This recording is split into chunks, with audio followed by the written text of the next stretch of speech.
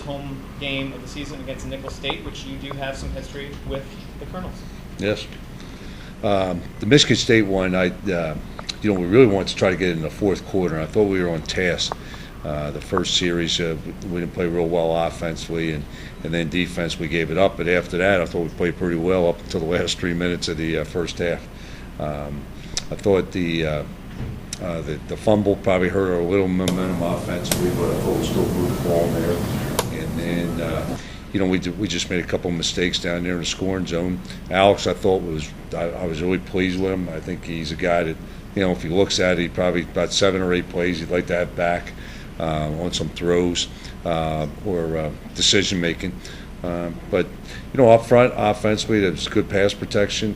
We didn't run the ball real well, but they're big and physical up front there.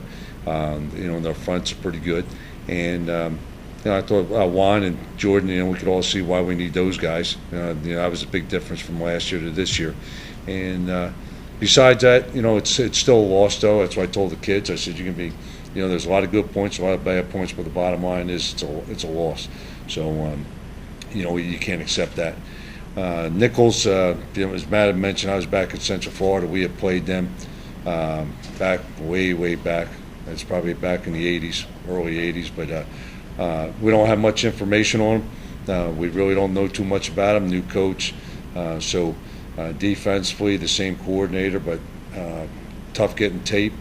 And the only tape we really have is San Diego State. They hung in there. I thought they played pretty well in the very beginning. Then it kind of got a little bit away from a couple big plays.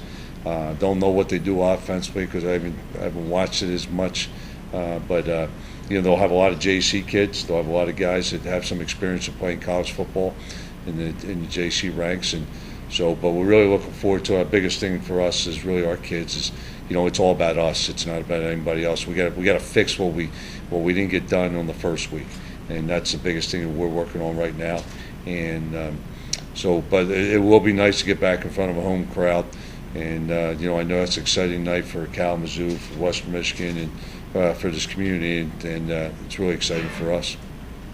Do you like having the 1AA opponent first as the first home game rather than the second, and on the versus rather than flip flop? Yeah, and I'm a type guy. Whatever the schedule says, go play it, and then that's the best thing. That's the best way to do it. It really does. I don't think it really makes that big of a difference. I think the first game, after the first week, it's crucial that you fix things. And, in years where we fixed it, we've been half decent. In the years we haven't fixed it, the kids don't get it done as well as we would like. That's where you start struggling because now the confidence factor, the third or fourth week, is not really as where it should be. What are the crucial things in your mind that need to be fixed? Yeah, the run of the football, we got to do a better job than that. I think Alex saw a lot of different looks. As a Big Ten coordinator, and they gave us a lot. Just talking to their coaches afterwards, they pressured us a lot because I don't think they thought that they could stop us in their base defense, and so they came after him. Alex, there's some things that he could get better at protecting himself, really, in protections. I think that needs to be addressed. And then defensively is leveraging the football. We did a poor job in that in a couple of runs, and then and bouncing back. It took us 3 series to bounce back. We got to be better than that. We just can't allow that to happen. You mentioned last Saturday the run to the edge being an issue with the runs. What do you do there to kind of correct that? Yeah, it's the 6-eye technique. He's got to be a little more stout, and the guys in the perimeter, they got to be a lot more stout. I thought their wideouts did a good job of blocking our guys on the edge, and that shouldn't happen. A wideout shouldn't block a DB or a rover in our case that long, and that's where the leverage problems we come into. And then and then they would have done their job the inside out from our linebackers. They get there, that would have been a little bit better. Like trying to fix those things, the key to have a game against a team like Nicholls, Division I AA team, do that before you get into your back schedule there. Yeah, it helps to get another non-league game before you, like you said, because then it becomes crucial to the MAC.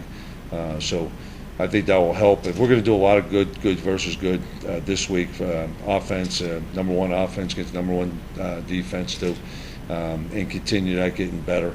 Because when you get in the end of camp, you're really worried about getting in the first game, just getting healthy. And so there's about there's probably 7 to 8 days where you kind of go away from that to get the kids ready. Well, now it's a short week. So now, to me, it's let's get some good on good and help our kids to get a little bit better. The other thing is there's guys like, the freshmen. You could teach them, and all of a sudden, before 72,000 people, they're going to revert back a little. Like even a fumble Darian, all preseason, he was outstanding, getting the ball high and tight, and you got the ball, he gets a little antsy, and all of a sudden he swings the ball and it's a fumble. So those guys got to understand the urgency of what should happen as a freshman too. You talked about Juan's play a little bit. A year ago, he didn't have a great start against Michigan when it was maybe needed. He had the early touchdown pass, the real nice catch on that long third down. Yeah. You talk about his performance. Yeah, I didn't think there was a guy out there that could cover, which is a pretty good thing because Michigan State's a pretty good football team. The only bad thing about that, we got him tired. There was he played probably about 10 more plays than we really need him to. We need to get Trey some more reps and get him up to speed and get him going. And the Caleb issue probably hurt us a little because Caleb could have helped out there. Probably some personnel groupings we got to help out a little him there. But I was really happy with him and really happy with Jordan. And I think you could see where we missed those guys last year. I hope to spread the ball a little bit more out to get some of the young kids, the Ponders, Robert, Trey, get them a little bit more involved. You mentioned the 6 or 7 plays that Alex made and missed.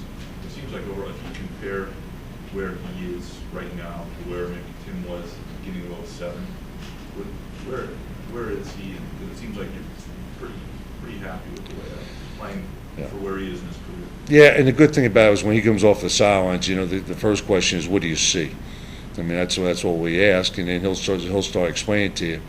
And about 85-90% of the time, he was explaining, Coach, look, I got a little bit, got off my guy a little bit too fast, or I could have done this, or I should have done this, and he sees it, and so that's a big improvement, and we're asking him to probably do a little bit more. As back right now with him, but he's handled it pretty well. I'm really happy the way he's going about his business. And the thing about it is he's such a passionate guy. And the other thing is that the kids rally around him. I mean, I'm not advocating him going out there and just trying to run over linebackers all day long. But when he does do it, everybody else kind of looks around and they get pretty excited about it. And there was 2 hits he took that were pretty hardcore, and he got right back up and went after it. You played well early against Michigan State, and I think guys were kind of gaining some confidence. You can see that on the field.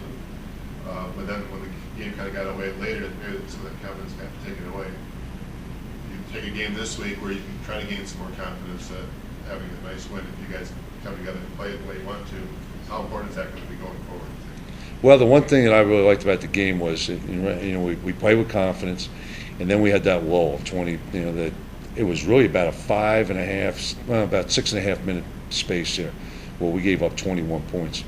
And offense, we wouldn't help them either. We could say we gave up 21, but that's the offense's job to move the ball too. But the good thing about it, we faced it first, and we came right back, and we played pretty well after the first series of the second half, and we only gave up 3 points. So I thought the confidence level was going pretty good. I never thought offensively that we ever had anything. I thought we could move the ball all day long. We didn't convert in crucial situations. So you show them the tape and you make them understand. I think they should have more confidence coming out of that tape. The key is, to me, is making sure we go out there and take care of business this week during practice that will give us the confidence to go into this game so we play a lot better.